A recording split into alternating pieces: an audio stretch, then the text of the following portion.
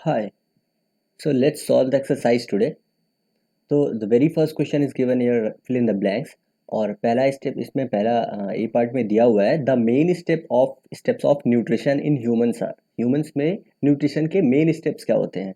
तो हम लोगों ने चैप्टर में डिस्कशन किया है कि क्या इंपॉर्टेंट स्टेप्स होते हैं। तो इसको दोबारा एक्सप्लेन हम लोग करते हैं कि जो हमारे बेसिकली न्यूट्रिशन इनटेक का जो प्रोसेस होता है वो होता है इंजेशन पहले, then digestion, then absorption, and then assimilation, and the last one is egestion. तो इसी ऑर्डर में हम इसको फिलअप करते हैं। So very first is ingestion, then digestion, then absorption, and then assimilation, and then egestion. तो और यहाँ पे बॉडी में जो स्ट्रक्चर है आप वहाँ से बिल्कुल आसानी से समझ भी सकते हैं कि किस तरीके से। पहला है आपका ingestion, then digestion, then absorption, then assimilation, then egestion. तो ये होता है। तो चलिए आते हैं नेक्स्ट पार्ट पे। बी पार्ट में दिया हुआ है the largest gland in the human body is. तो ये बहुत ही फेमस क्वेश्चन है और इसका आंसर क्या होगा? Liver. Liver is the largest gland in the human body. And third one is the stomach releases hydrochloric acid and. और यहाँ पे क्या कौन सा जूसेस रिलीज करता है? तो स्टमक आपका डाइजेस्टिव जूसेस रिलीज करता है, ये हम देख रखे हैं। और डी पार्ट में दिया हुआ है the inner wall of the small intestine has many fingers like outward called villi. ये बहुत ही, ये भी मैंने आपको बताया था कि विली में फिंगर लाइक प्रोजेक्शंस होते हैं, ये इनको विली बोलते हैं। इसका सिंगुलर फॉर्म होता है विलस। ठीक है, तो आते हैं हम लोग नेक्स्ट पार्ट पे। Amoeba digest its food in the.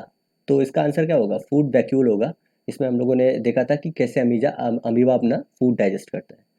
सो हम लोग अब आते हैं सेकंड क्वेश्चन पे, mark true and false. Okay, तो इसमें फर्स्ट पार्ट में दिया हुआ है ए में digestion of starch start in the stomach. ये बहुत ही एक ऐसा क्वेश्चन है जो आप बहुत ही कंफ्यूजिंग थोड़ा आप लोगों को लगेगा अगर आपने अच्छे से नहीं पढ़ा है। तो एक्चुअली ये फॉल्स स्टेटमेंट है, बिकॉज हमारा ये स्टार्च का डाइजेशन हमारे माउथ से ही स्टार्ट हो जाता है। तो ये इसका आंसर ये फॉल्स स्टेटमेंट है। तो चलिए आते हैं बी पार्ट पे। The tongue helps in mixing food with saliva. ये स्टेटमेंट बिल्कुल ट्रू है। ठीक है, कि आपका टंग जो है स्लाइवा रिलीज करता है और उससे फूड मिक्सिंग का भी काम होता है। सी पार्ट में दिया हुआ है the gall bladder temporarily stores bile. That's a true statement. D part में दिया the ruminants bring back swallowed grass into their mouth. सही है। And chew it for some time, ये भी सही है। तो ये ट्रू है स्टेटमेंट। थर्ड पार्ट में दिया हुआ है tick mark the correct answer in each of the following. So the first one is given as fat is completely digested in the. Fat आपका कहाँ पे डाइजेस्ट होता है? तो आंसर इसका क्या होगा? Small intestine. आपका फैट स्मॉल इंटेस्टाइन में डाइजेस्ट होता है। तो चलिए आते हैं नेक्स्ट पेज पे। बी पार्ट में दिया हुआ है water from the undigested food is absorb mainly in the large intestine. इसका आंसर है, हम लोगों ने डिस्कशन कर रखा है चैप्टर में। आइए आते हैं फोर्थ पार्ट पे। Match of the following columns. तो हमें मैच करना है। तो फूड कंपोनेंट्स किससे आपके होंगे? तो आपके पास चार ऑप्शंस हैं। आपको जो इसमें सबसे अप्रोप्रिएट है वो फर्स्ट वन ही है, that is products of digestion. Then carbohydrates. Carbohydrates क्या होते हैं आपके? शुगर होते हैं। और अभी स्टार्च आपको बताया था, और बहुत सारे ऐसे कार्बोहाइड्रेट्स हैं, तो वो आपका आंसर क्या हो जाएगा? शुगर हो जाएगा। प्रोटीन्स क्या होते हैं? प्रोटीन्स आपके बेसिकली अमीनो एसिड्स होते हैं, इसमें नाइट्रोजन पाया जाता है, ये हम डिस्कशन कर रखे हैं। Fats, fatty acid and glycerol. So fifth one is what are villi and what their location and function. तो विली के बारे में अभी हम लोग फिल इन द ब्लैंक्स में देखें। The projection like finger in inner walls of the small intestine is called villi. Villi are found in the small intestine.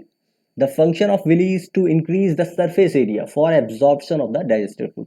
तो विली का क्या काम होता है कि ये सरफेस एरिया आपके बढ़ा देती है, जिससे एब्जॉर्प्शन आपके डाइजेस्टेड फूड का ज़्यादा हो जाता है।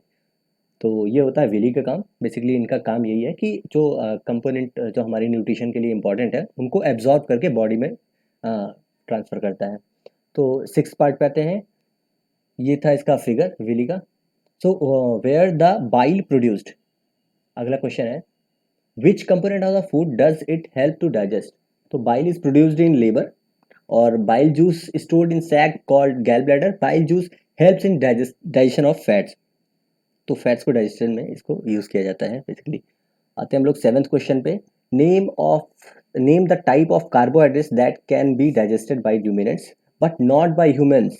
तो सेल्यूलोज था उसका आंसर। ऐसे कार्बोहाइड्रेट जो र्यूमिनेंट्स ही केवल डाइजेस्ट कर सकते हैं, हम ह्यूमंस नहीं कर पाते, वो था आपका सेल्यूलोज। और उसका रीज़न ये था कि एक बैक्टीरिया कुछ होती है जो इन र्यूमिनेंट्स के अंदर पाई जाती है, हम लोगों के अंदर नहीं पाई जाती, इसी वजह से हम जो सेल्यूलोज जिसमें ज़्यादा होता है वो हम डाइजेस्ट नहीं कर पाते हैं।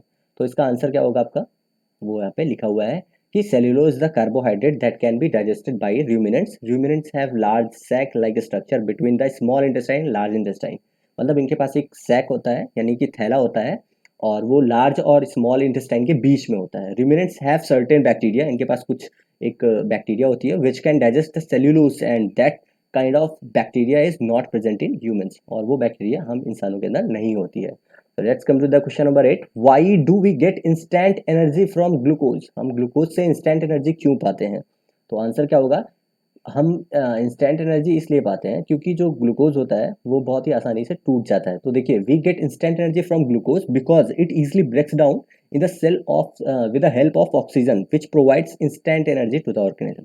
जब ग्लूकोज आपका ऑक्सीजन जब मिलता है ग्लूकोज को, तो ऑक्सीजन की मदद से वो टूट जाता है, और उसके टूटने से एनर्जी जो रिलीज होती है वही हमारे बॉडी में जाती है। Glucose does not need digestion because it's directly absorb into the blood, ये डायरेक्टली एब्जॉर्ब हो जाता है ब्लड में। तो ग्लूकोज किस तरीके से आपके एनर्जी रिलीज करते हैं ऑक्सीजन हेल्प के थ्रू, तो वो यहाँ पे इक्वेशन आपको रिएक्शन दी हुई है केमिकल। तो यहाँ पे ग्लूकोज है, ये है ग्लूकोज, और ये आपके ऑक्सीजन के हेल्प से यहाँ पे देखिए केमिकल रिएक्शन हो रहा है, और 6CO2 प्लस 6H2O, और इसके साथ में एटीपी एनर्जी रिलीज हो रही है। एटीपी एनर्जी का मतलब ये है कि ये एक तरीके की एनर्जी रिलीज करने का एक ऑर्गेनिक कंपाउंड है। बेसिकली इसका फुल फॉर्म होता है एडेनोसिन ट्राईफॉस्फेट। तो इसका यही बेसिकली यूज़ है कि ये हमारे बॉडी में कुछ एनर्जी ऐसे प्रोवाइड करते हैं, कुछ ऐसे केमिकल्स होते हैं जो जो ज़रूरत जो ज़रूरी चीज़ें होती हैं उनको ये प्रोवाइड मतलब बेसिकली आगे प्रोसेस करते हैं। तो यहाँ पे लिखा भी हुआ है एडेनोसिन ट्राईफॉस्फेट के बारे में, आप पढ़ सकते हैं। वैसे अभी ये इतनी ज़रूरत की चीज़ आपकी नहीं है। तो आते हैं हम लोग क्वेश्चन नंबर 9 पे। Which part of the digestive canal is involve in. तो इसका आंसर हम लोग फिलअप करते हैं। Absorption of food small intestine में होता है, chewing of food mouth, killing of bacteria stomach, complete digestion of food small intestine, formation of faeces large intestine. तो क्वेश्चन नंबर 10 पे हम आते हैं। Write one similarity and one difference between the nutrition and amoeba and human beings. Sorry, nutrition in the amoeba and human beings. तो amoeba में nutrition कैसे होता है और ह्यूमन बींग्स में क्या होता है, कुछ सिमिलरिटी और वन डिफरेंसेस आपको लिखने हैं। तो चलिए आइए लिखते हैं।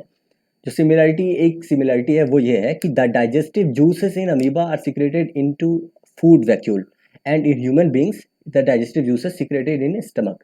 तो यहाँ पे क्या होता है कि डाइजेस्टिव जूस दोनों में रिलीज होती है, लेकिन जो जगह है वो डिफरेंट है। इसका फूड वैक्यूल में हो रहा है और हमारा स्टमक में होता है एंड स्मॉल इंटेस्टाइन। और जो juices convert complex substances into simpler one.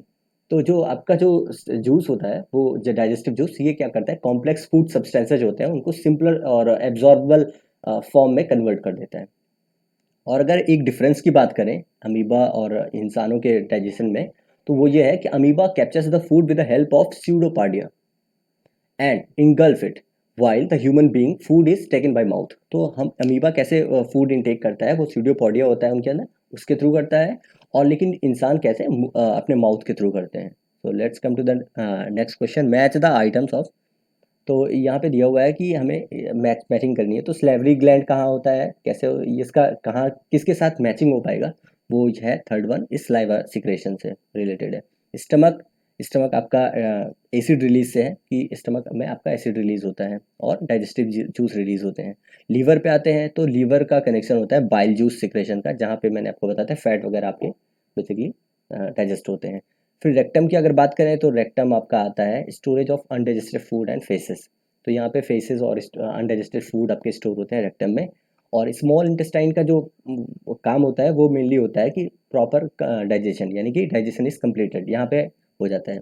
और लार्ज इंटेस्टाइन की वही बात करें तो एब्जॉर्प्शन ऑफ वाटर, ये भी एक इंपॉर्टेंट क्वेश्चन है। एब्जॉर्प्शन ऑफ वाटर कहाँ पे होता है, लार्ज इंटेस्टाइन में होता है। तो चलिए आते हैं हम लोग नेक्स्ट क्वेश्चन पे। एंड तो यहाँ पे दिया हुआ है कि हमें क्या करना है, लेबल करना है इस फिगर 2.11 को। लेबल करने का मतलब कि इस फिगर में कहाँ पे कौन सी चीज़ें हैं। तो first one is gall bladder, यहाँ पे आपको दिख रहा होगा, ये है आपका गाल ब्लैडर। ठीक है, नेक्स्ट वन इज़ आपका ये है स्मॉल इंटेस्टाइन। एंड फिर आपका ये है लार्ज इंटेस्टाइन। और फिर आते हैं हम लोग इस सबसे ऊपर वाले पार्ट यानी कि स्टमक है ये। और फिर हम बात करते हैं pancreas. And then this one is rectum. और ये है हमारा एनएस। ये इजेक्शन यहाँ से हम लोग बेसिकली इजेक्शन करते हैं। So that's all for this video. Thanks for watching.